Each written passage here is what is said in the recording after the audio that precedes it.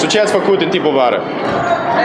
Ne-am distrat și ne-am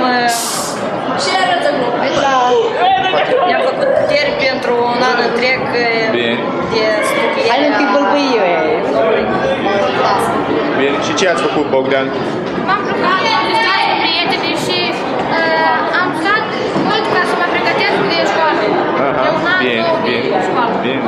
Și cum credeți că acest an de școală o să fie? Eu cred că anul acesta va fi și mai bun ca anul ce a fost, ca anul ce a fost. Bine. Și ce crezi tu? Eu cred că să am mai bune note anul acesta. Bine. În timpul vară am fost în ajutor la bunici. Bine. M-am distrat foarte bine cu prietenii și m-am gătit de școală.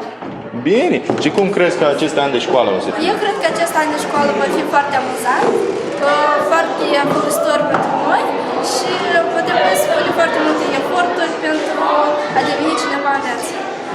Bine, bravo! Mulțumesc! Și ce ai făcut în timpul vară? M-am jucat. Bine. Și cum tu crezi acest an de școală o să fie? Cu minte. Cu minte?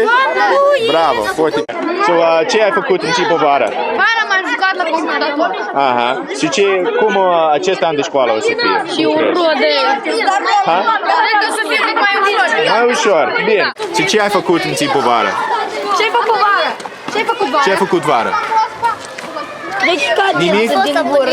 A fost la buniți? Bine. Și cum crezi acest an o să fie? Cum acest an o să fie de școală? Bine. Bine? Ce-ai făcut în timpul verii? Nici eu am stat acasă și am ajutat mama de făcut în casă. Și cum crezi acest an de școală o să fie? Frumos! Frumos? Bine, bravo!